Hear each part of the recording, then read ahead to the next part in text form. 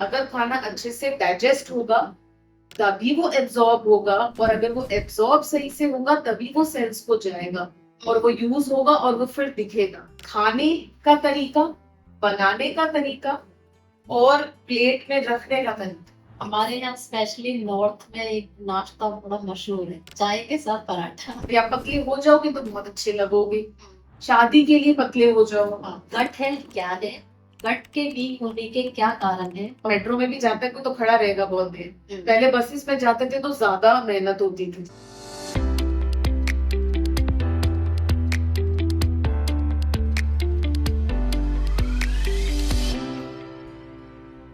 आज के पॉडकास्ट में हमारे साथ हैं मिसेस अंशुल जयपाल। अंशुल जी एक क्लिनिकल न्यूट्रिशनिस्ट हैं और गट हेल्थ एक्सपर्ट हैं। आज हम अंशुल जी से बात करेंगे कि गट हेल्थ क्या है और गट को हेल्दी रखना क्यों जरूरी है। Thank you Rekha ji for having me. Thank you Anshul ji. Anshul, tell us about your journey, how you came into nutrition और गट हेल्थ एक्सपर्ट। सो मैं एक साइंस स्टूडेंट रही हूँ स्कूल और कॉलेज में, बीएससी जूलॉजी। और मुझे ह्यूमन एनाटॉमी हमेशा से उसने फैसिनेट किया कि ऑर्गन सिस्टम सेल्यूलर लेवल पे हमारी बॉडी कैसे काम करती है। और मैं बहुत ही छोटी उम्र से जो डॉक्यूमेंट्रीज इस पे आती थी या जो मुझे मैगजीन्स में, उस टाइम तो मैगजीन्स होते थे जिनका सब्सक्रिप्शन होता था, जैसे प्रिवेंशन मैगजीन आती थी दिल्ली में, तब लॉन्च ही हुई थी, तो मंथली सब्सक्रिप्शन होता था। ये मैं पढ़ा करती थी, डिस्कवरी चैनल में बहुत देखती थी।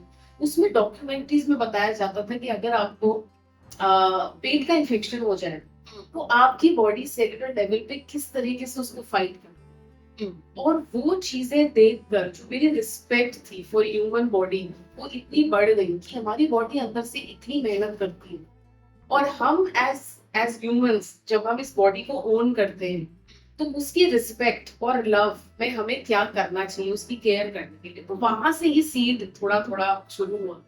अब जब मेरी प्यूबर्टी की एज आई, जब मेरी मेनार्की स्टार्ट हुई, पीरियड स्टार्ट, उस टाइम पे क्या हुआ कि मुझे बहुत ही ज्यादा सिवियर लेवल का जॉन्डिस हो गया, जो कि हेपेटाइटिस लेवल तक पहुंच गया। उसमें मुझे 3 मंथ्स का बेड रेस्ट हुआ। मेरा ऑब्वियसली एक सेमेस्टर पूरा चला गया स्कूल का उसमें, घर पे। और उसमें मेरा बहुत ऑब्वियसली बहुत आपका मसल और वेट लॉस हो गया, बट बीमारी के बाद जब आप रिकवर करते हो, अगर आपकी ऐसी एक ट्रांसफॉर्मेटिव या ग्रोइंग स्टेज होती है तो आपको बहुत भूख लगती है फिर उसके बाद रिवाइव करने के लिए। और वो एक ऐसा स्टेज था कि जहां मेरा बीमारी से रिकवरी हो रही थी और मेरा उस टाइम पे प्यूबर्टी का शिफ्ट आना था, मेरे पीरियड साइकिल स्टार्ट। इस शिफ्ट पे मेरे को पीसीओडी और मेरा वेट 90 क्रॉस कर गया। सो वो एक जो फेज था उस टाइम पे, ऑब्वियसली आप इतने हार्मोनल चेंजेस से गुजर रहे हो, आपको एक हार्मोनल इशू भी हो गया जिसकी कोई अवेयरनेस नहीं थी।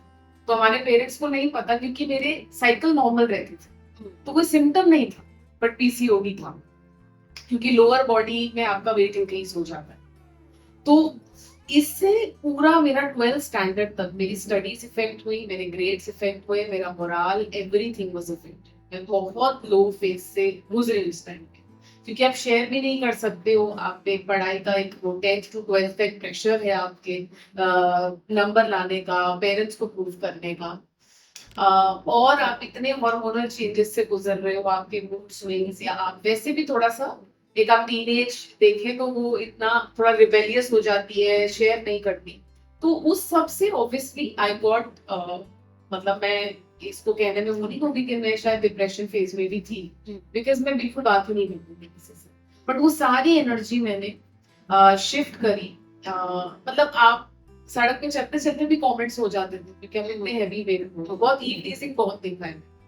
अब उसमें मैंने सिर्फ अपने आप को ये समझाया कि जो लोग आपको ईट टीज करते हैं, सोल्यूशन तो कोई बताता नहीं है ना, ये करते हैं कि आप पतले हो जाओगे तो बहुत अच्छे लगोगे, शादी के लिए पतले हो जाओ, वैसे तो फेस बहुत अच्छा है आपका, पतले हो जाओगे तो सुंदर लगोगे, ये यही सुनते हैं। और आजकल लोग, आज तक भी लोग यही कमेंट्स हैं, वो एक्सेप्टेंस नहीं है चाहे जितनी भी बॉडी पॉजिटिविटी पे मानते हैं। उसमें मैंने कहा कि ये तो लोगों की मेंटल वीकनेस है, जो नहीं समझ सकते, वो नहीं सपोर्ट करते, बट मेरी एक फिजिकल वीकनेस जिससे मैं जिस दिन चाहूंगी ओवरकम कर सकती हूँ अगर मैं मेहनत करूँ। तो मैंने और पढ़ना स्टार्ट किया न्यूट्रिशन के बारे में खुद से। जूलॉजी मेरा बैकग्राउंड था, मैंने पढ़ना स्टार्ट किया। दिस वाज 12th स्टैंडर्ड की जो छुट्टियां होती हैं हमारी 3 मंथ्स, जब रिजल्ट अवेट होता है कॉलेज जाने से।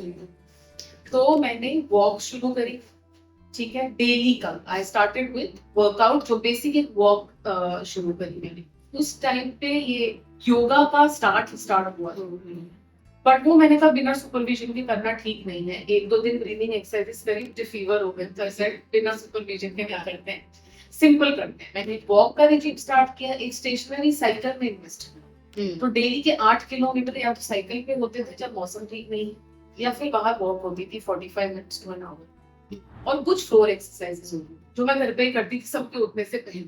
तो वो शाइनेस अभी भी थी, वो एक झिझक, वो एक मे बी एक इन्फीरियरिटी कॉम्प्लेक्स कह सकते हैं, वो नहीं था कि मैं सामने बड़े, वो एक कॉन्फिडेंस अभी भी नहीं थी। 3 मंथ्स में मैंने मेजरली, मतलब मैं वेइंग स्केल पे तो चढ़ना बंद कर दिया था मैंने, बट मेरा 38 वेस्ट से I came down to 32 waist and then eventually 30। तो 3 मंथ्स में मतलब जीन्स मेरी पजामा बन गई, वो आया। और वो जो एक कॉलेज कहते हैं ना, एक नई दुनिया होती है, बिल्कुल आप एक आउटर वर्ल्ड का एक्सपोजर होता है वो। और फिर कॉलेज, गर्ल्स कॉलेज था, दिल्ली यूनिवर्सिटी थी, उसमें एंट्री एंड जो वहां सपोर्ट मिला, इट वाज कम्प्लीटली अनदर। मतलब मेरा जो कॉन्फिडेंस बूस्ट था, वो एक इमेज चेंज करने के बाद वो अनदर लेवल का था। जहाँ 10th 12th में मेरे ग्रेड्स गिरे, वही कॉलेज में आई टॉप द कॉलेज, क्योंकि वो कॉन्फिडेंस बढ़ गया था। तो ये चीज आती है जब आप हम अपनी बॉडी से खुश हो, हम अपनी हेल्थ से खुश हो रहे हैं। ये सिर्फ वेट कम करने की बात नहीं थी, ये थी कि मुझे अच्छा फील होता था। आज मैं क्रॉस लेग पोजीशन पे बैठी हूँ। I would like to share कि जब मैं उस ओबेसिटी लेवल पे थी, मैं ऐसी पोजीशन में नहीं कर सकती थी, मेरी थाइस इतनी ज्यादा थी, मैं क्रॉस ही नहीं कर सकती थी। मुझे लगता था लड़कियां कैसे बैठ जाती है, ट्रिक है कैसे बैठ, मैं तो ऊपर ही नहीं कर सकती। और अगर मैं 45 मिनट्स पढ़ने के लिए बैठी तो मेरा लोअर एरिया पेन था। That was the stage I was in. और उसको ओवरकम करके एक बॉडी इमेज जिससे खुश होना, मतलब उससे मुझे इतना कॉन्फिडेंस मिला कि मैं ये टीजिंग कुछ भी हो, वो तो देखो किसी भी बॉडी टाइप को आजकल होती है, चाहे स्किनी हो, हेल्दी मॉम हो, हेल्दी मिडिल एज वुमेन हो, होती है। और खुद ही हम अपना कॉन्फिडेंस लो कर लेते हैं कि हम अच्छे नहीं दिखते, हम बेटर दिख सकते हैं, हम बेटर दिख सकते थे, हम बेटर दिखते थे। बट हमें समझना जरूरी, जो हम 20s में थे वो हम 30s में नहीं हो सकते। जी जी। आपके फेशियल एक्सप्रेशंस में नहीं, फेशियल फीचर्स में चेंज आएगा, आपके बॉडी में चेंज आएगा, क्योंकि आप हार्मोनल फेज से गुजरेंगे। बहुत सारी फीमेल्स हैं जो इस टाइम पे मैरिज और मदरहुड से भी उनका फेस जाता है, तो उसमें चेंजेस आते हैं बॉडी, वो एक्सेप्ट करना जरूरी है जी। तो इसीलिए जब मैंने ये डिसाइड किया दैट मैं ऐसे ही लेडीज को, वुमेन को, लोगों को, I would like to help them, counsel them, and उनका मैं पैटर्न लाइफस्टाइल ऐसा डिजाइन करना चाहती हूँ, उनको हेल्प करना चाहती हूँ do it the right way, कि सही तरीका क्या है। और मैं इसकी गिनी पिग खुद बनी थी उनके लिए। तो मैंने 1 हफ्ता बॉइल्ड खाना भी खाया जब मेरी वेट लॉस जर्नी थी, और फिर मैंने अलग अलग पैटर्न्स के साथ वो चीजें करी। और उसके बाद फिर मैंने, क्योंकि ऑब्वियसली आप बैचलर्स इन जूलॉजी के बाद आप इसमें स्पेशलाइजेशन नहीं कर सकते न्यूट्रिशन डायटेटिक्स का, तो मुझे पोस्ट ग्रेजुएशन करना पड़ा, एक डिप्लोमा, बट 1.5 years का प्रॉपर था विद इन इग्नू की एफिलिएशन के साथ। तो उसमें न्यूट्रिशन एंड डायटेटिक्स का वो पूरा 1.5 years का कोर्स हुआ विद इंटर्नशिप, प्रॉपर इंटर्नशिप। और उसके बाद मैंने अपनी जर्नी प्रोफेशनली स्टार्ट करी as a diet counsellor and then as a clinical nutritionist with specialisation in child care and nutrition जी। तो ये रही मेरी journey when I started working professionally. Anshul, हम सबने सुना है कि gut health is the key to overall health. Gut health क्या है और गट हेल्थ का ओवरऑल वेलबींग में क्या रोल?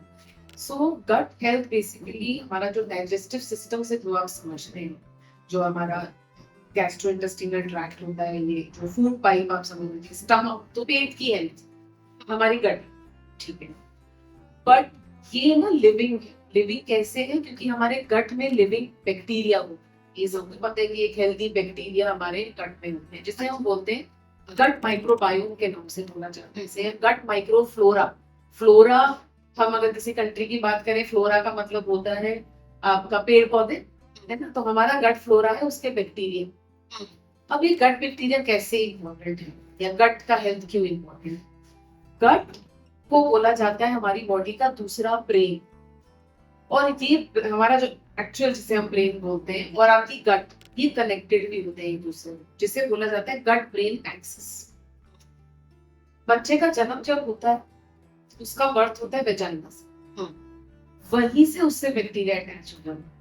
तो पहला गिफ्ट आप समझ लीजिए, तो माँ दे रही है बच्चे को, तो वेजाइना से ही गट बैक्टीरिया स्टार्ट हो जाते हैं बनने, और वो उसकी इम्यूनिटी बनाने में शुरू करते हैं। तो आपका जो गट बैक्टीरिया, जो लिविंग ऑर्गेनिजम्स हैं, ये इफेक्ट भी बहुत चीजों से होते हैं। तो पहला तो आपका वहां से बनना शुरू हो गया जैसे ही बर्थ हुआ। उसके बाद जितना एक्सपोजर, हम क्यों बोलते हैं कि बच्चों को बाहर लेके जाइए, मिट्टी से कनेक्शन करवाइए, क्यों क्यों अपनी मिट्टी को इतना हम बोलते हैं उसको, सूरज की किरणों को क्यों हम, नेचर, हवा, पानी, एनवायरनमेंट, क्यों? क्योंकि जहाँ आप रहते हैं उसका एनवायरनमेंट जैसा है, उसी के अकॉर्डिंग आपके गट बैक्टीरिया बनते हैं या नहीं बनते। क्यों हमें इतने सारे वैरायटी खाने खिलाए जाते हैं, जैसे ही सप्लीमेंट्री फीड स्टार्ट होती है तो हर दिन अलग वैरायटी, दाल का पानी भी, चावल का पानी भी, हमारे सांबर में सब्जियां हैं। सब्जियां देखिए, हम तो ब्लेस्ड हैं इंडिया में, अगर हमें एग्रीकल्चरल लैंड में हमारे इतनी वैरायटी है, तो ये प्रूवन है जितनी वैरायटी ऑफ खाना हम अपने डाइट में देते हैं, उतनी ज्यादा बैक्टीरिया, आप डिफरेंट वैरायटी ऑफ बैक्टीरिया आपके गट में होंगे। जितने होंगे हेल्दी होंगे बैक्टीरिया, उतना आपकी बॉडी का इम्यून रिस्पॉन्स स्ट्रॉन्ग होगा। ये गट बैक्टीरिया जब बढ़ते हैं, जिसपे भी फीड करते हैं, जो हम प्रीबायोटिक्स प्रोबायोटिक्स सुनते हैं, प्रोबायोटिक्स तो हो गया जो बैक्टीरिया है, प्रीबायोटिक्स जो इनका खाना है, ये वो खाना खा के जो प्रोडक्ट बनाते हैं, ट्राईबायोटिक्स बोलते हैं उसको। इसमें भी अभी बहुत साइंस आ रहा है, इसके सप्लीमेंट्स भी आ गए मार्केट में ट्राईबायोटिक्स के। तो ट्राईबायोटिक्स क्या होते हैं? ट्राईबायोटिक्स हमारी बॉडी में विटामिन बनाने में, हार्मोन बनाने में, इम्यून रिस्पॉन्स बनाने में, तो ऐसे कंपाउंड्स बनाने में हेल्प करते हैं जो ये पूरे मेटाबॉलिज्म को इफेक्ट। तो किस तरीके से गट हेल्थ बेसिकली एक बेस है, एक सार है। अगर आपका गट हेल्थ अच्छी है तो आपका सब कुछ सही चले, चाहे वो हॉर्मोन्स हो, चाहे वो आपके इम्यूनिटी हो, चाहे वो डाइजेशन तो है। तो हम लैंग्वेज में जब बात करते हैं, लेमैन लैंग्वेज में, तो उसमें हम क्या कहते हैं कि अगर खाना अच्छे से डाइजेस्ट होगा तभी वो एब्जॉर्ब होगा, और अगर वो एब्जॉर्ब सही से होगा तभी वो सेल्स को जाएगा और वो यूज होगा और वो फिर दिखेगा। You are what you eat. तो अगर गट ही ठीक नहीं है तो वो दिखेगा ही नहीं कि you are what you eat क्या है, यहाँ वो नहीं पता चले। तो इसलिए गट हेल्थ की इम्पोर्टेंस बहुत ज्यादा है। डिफरेंस आज के टाइम में ये आया है कि हम बहुत छोटी उम्र में गट हेल्थ के कंसर्न्स सामने आने लगे, जैसे कि ब्लोटिंग, एसिडिटी, कॉन्स्टिपेशन, बर्पिंग, डकारे बैठे बैठे। एक तो सेडेंटरी लाइफस्टाइल है, ऊपर से खाना, खाने का तरीका, बनाने का तरीका और प्लेट में रखने का तरीका, यही बैलेंस है। और ये सब मैटर करते हैं आपके गट हेल्थ। जैसे बनाने में, अगर आपने बहुत पुराना खाना बना के रखा हुआ है, आपने उसे बहुत काढ़ दिया, पके जा रहा है कढ़ाई में, ये आजकल तो नॉन स्टिक आ गई है, बहुत चीजें आ गई हैं, आपको अप्लायंसेस अच्छे अच्छे मिल जाते हैं, आपने बहुत ओवर टेम्परेचर में पका दिए, बहुत ज्यादा देर के लिए पका दिए, बहुत देर से कटी की सब्जी रखी, उसके बाद आपने पका लिए।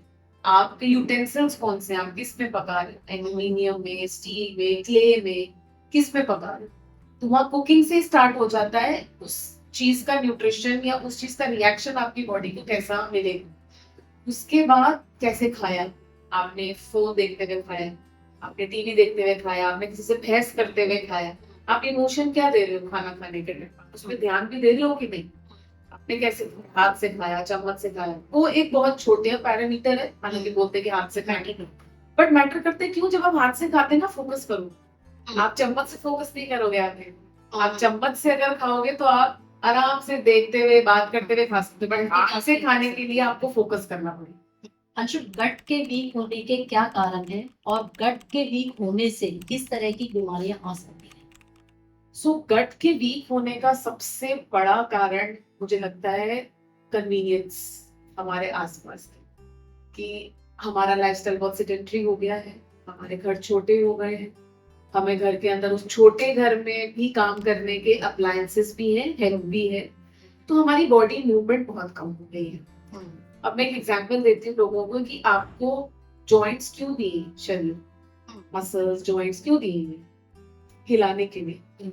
वो मूवमेंट हमारी कम हो गई है। तो जब वो मूवमेंट एक एक बॉडी की ना बेसिक नीड है, मूव करना। पहले तो घंटों चलना पड़ता था, या फार्मिंग के लिए घंटों खेत में लगाने पड़ते थे, या रास्ता कवर करने के लिए वर्क प्लेस पे जाने के लिए बहुत ट्रैफिक। हम भी अब आप मेट्रो में भी जाते हैं तो खड़ा रहेगा बहुत देर, पहले बसेस में जाते थे तो ज्यादा मेहनत होती थी। तो वो अब वर्क फ्रॉम होम है, फ्लेक्सिबिलिटी ऑफ टाइमिंग्स है, अपना काम है, व्हाटएवर, तो या फिर आप ऑफिस में भी गए हो तो घंटों आप बैठे। वो जो सेडेंटरी लाइफस्टाइल है, जो कन्वीनियंस है, और जो फूड की अवेलेबिलिटी में मेहनत कम है, कि आप एक क्लिक ऑफ अ बटन से या फिर आप सारा काम एक हेल्पर पे डाल सकते हो, कुक पे डाल सकते हो, तो आप अपने ट्रेडिशन पे भी ध्यान नहीं देते हो कि क्या खाना हम उस वैरायटी में, उस प्रिपरेशन में, दिन के हिसाब से। बहुत बेसिक होती थी ना, थर्सडे कड़ी बनेगी, या सैटरडे चने बनेंगे, संडे ये बनेगा, वो चीजें भी चली, तो वैरायटी चलेगी। उसमें क्या था, वैरायटी प्लान होती थी, तो वैरायटी चलेगी डाइट से, आपकी बॉडी मूवमेंट रिड्यूस हो गई, कन्वीनियंस हो गया, खाना खाने का आपका तरीका, बनाने का तरीका वो चेंज हो गया। आपने कुकिंग करी, कुकिंग कैसे हो रही है, अगर कोई थर्ड पर्सन कर रहा है आपको पता ही नहीं कुकिंग कैसे हो रही है, कौन सा तेल यूज हो रहा है, कितनी क्वांटिटी में हो रहा है। अब किसी ने बना दिया खाना, ज्यादा तेल है, आप ऑफिस में लेके आप तो खाओगे, अब उसको नहीं छोड़ोगे, आपको दिख भी रहते हैं ज्यादा फिर भी खाओगे, जल्दी में खाना है, मीटिंग में जाना है। आप वो फोकस ही नहीं डाल रहे हो कि मैं, आप कैसे बताया जाता है, आप खाना देखते हैं, स्मेल करते हैं, फील करते हैं, तब खाते हैं। आप देखिए उसमें ऑटोमेटिकली जो है वो आपकी, आपका पेट भर ही जाता है कितनी बार उतना देख। और कहते हैं ना, जब कोई खाना बनाता है सेटिस्फेक्शन की फीलिंग आती है। कभी कभी खाना बनाने वाला ही वो खाना नहीं खाता है, वो उसका पेट भर जाता है, वो देख कर, वो पूरी प्रिपरेशन करके 2 चम्मच टेस्ट करके। तो वही चीज होती है कि आप कैसे खाना खा रहे हैं, और उसके बाद आप उसको पचाने के लिए क्या कर। पहले क्या होता था, खाना खाते ही प्लेट रखने का एक रिवाज, बर्तन धोने का रिवाज है ना, उसके बाद बॉडी मूवमेंट होती थी। रात को लोग बोलते हैं, पहले के लोग तो रात को खाना खाने के बाद दूध पीते थे, तो दूध पीना शुरू कर देते हैं, इससे नींद अच्छी आती है। इससे नींद अच्छी नहीं आएगी, आजकल बच्चे निकाल देते हैं दूध, आप उनको जबरदस्ती पिलाते हो रात को, क्यों?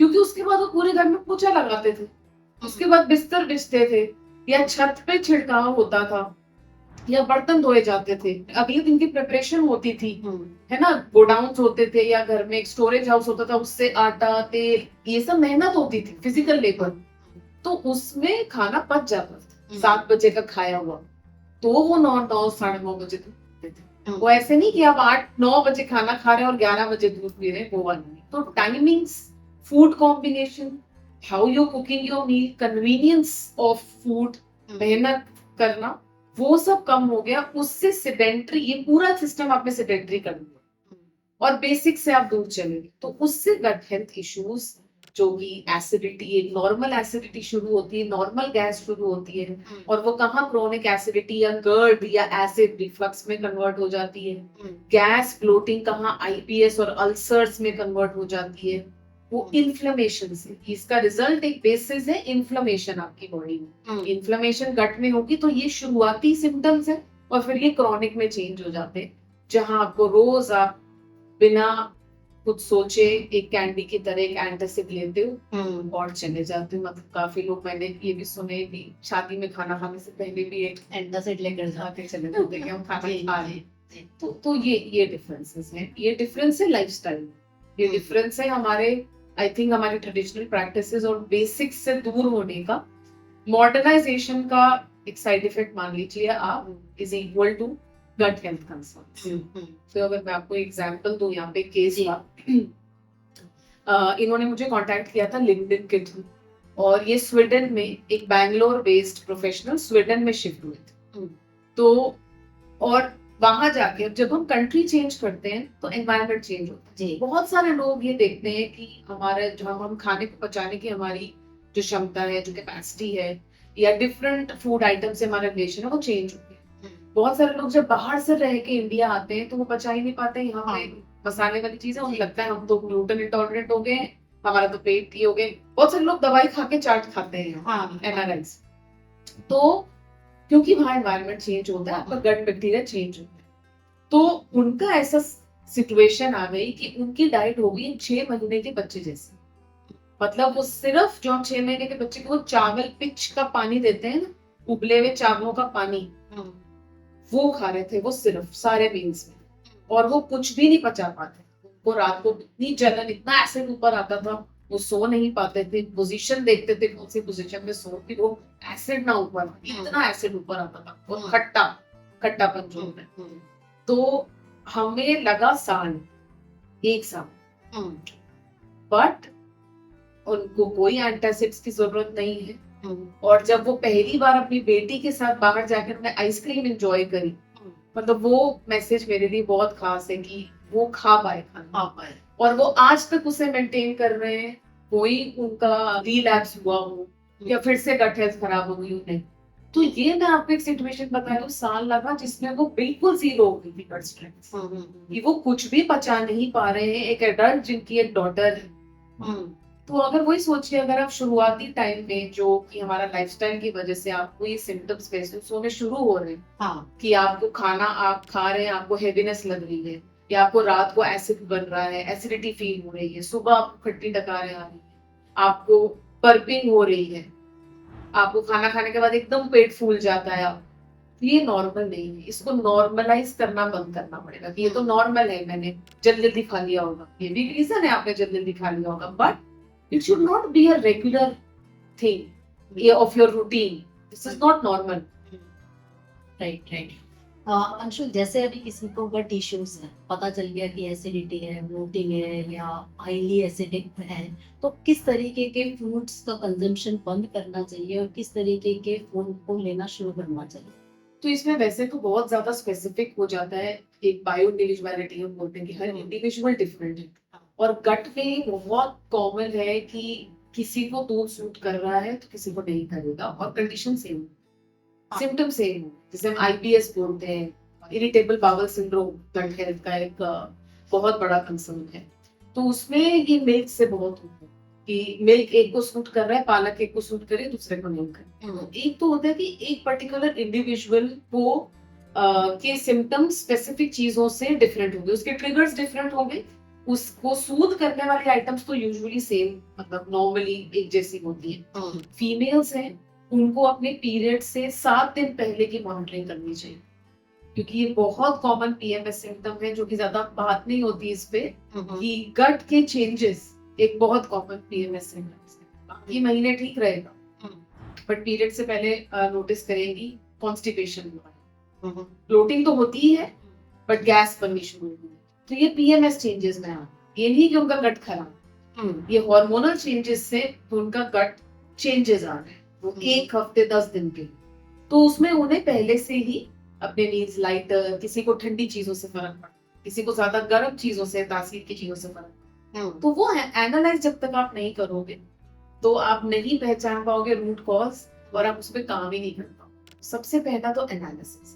जी, हमारे यहाँ स्पेशली नॉर्थ में एक नाश्ता बड़ा मशहूर है, चाय के साथ पराठा। तो इसको आप कैसे देखते हैं? ये एक हेल्दी मील है या फिर इसको अवॉइड करना चाहिए? ये हेल्दी में, इसमें हेल्दी अनहेल्दी का मतलब ये कहना थोड़ा सा ट्रिकी सा हो जाएगा, क्योंकि चाय जो है इस मील में प्रोटीन है, तो बैलेंस नहीं है। अब अगर चाय पराठा होता था पर दूध का इंटेक भी होता था और दही का इंटेक भी होता था, तो या तो आप नाश्ता, अगर आप चाय पराठे कर रहे हो तो आप 1.5-2 घंटे के बाद कोई प्रोटीन सोर्स डालें, या तो अंकुरित मूंग का सलाद हो गया, या ग्रीक योगर्ट हो गई, या पनीर का सैलेड हो गया, या कोई अंडा खा रहा है तो अंडा हो गया।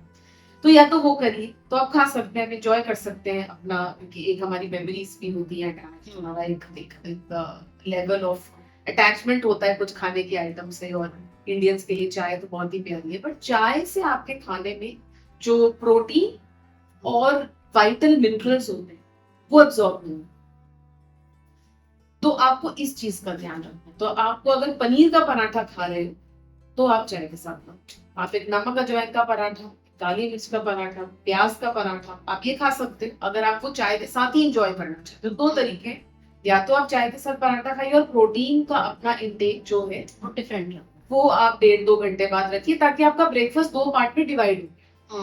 तो आपका उसमें प्रोटीन की डेफिशिएंसी नहीं हुई उस मील में, फिर लंच में कोई और प्रोटीन हम ऐड करेंगे। बट अगर आप चाय को ऊपर नीचे कर सकते हैं तो वो भी एक अच्छा तरीका है। आप प्याज के पराठे के साथ दही खाइए या दूध लीजिए, और चाय आप जो है 30-40 मिनट्स के बाद या पहले आप एंजॉय करना चाहते हैं तो ये है। और दूसरी बात, चाय और बिस्किट का नाश्ता नहीं होना चाहिए, वो नाश्ता नहीं जी। क्योंकि वो एक ऐसी चीज है जो न्यूट्रिशनली बिल्कुल ही जीरो है और वो एसिड प्रोड्यूस करने में नंबर 1 है। क्योंकि आप इतना हल्का नाश्ता करके काम पे निकलेंगे या काम में लग जाएंगे वर्क फ्रॉम होम करने, एनर्जी तो आपकी बॉडी ले रही है और सुबह काम ज्यादा होते हैं, फिर आप सीधा लंच करेंगे तो वो फिर प्लेन एसिड बनेगा ही बनेगा या गैस ही होगी या गट और वीक होगा। जी। तो गट को स्ट्रेंथन करने के लिए जो मैंने बेसिस बताया उसके ऊपर आप ऐड कर लीजिए वैरायटी। जितने कलर्स डालेंगे अपनी डाइट उतने ज्यादा डिफरेंट एंजाइम्स बनते हैं, बॉडी बनाती है और डिफरेंट एक्सपोजर मिलता है आपके बैक्टीरिया को। वो डिफरेंट खाना खाता है तो वो डिफरेंट प्रोड्यूस बनाता है और वो प्रोड्यूस में ही सारे आपके हेल्दी कंपाउंड्स हैं और इम्यूनिटी बूस्टिंग प्रोडक्ट्स। तो गट बैक्टीरिया को सोचिए कि आपके अंदर एक लिविंग कम्युनिटी रह रही है और आपने उस लिविंग कम्युनिटी को कैसे बड़ा करना है, कैसे उसे उस कॉलोनी को कैसे आपने बड़ा करना है, उसको हेल्दी रखना है। तो ये हमारा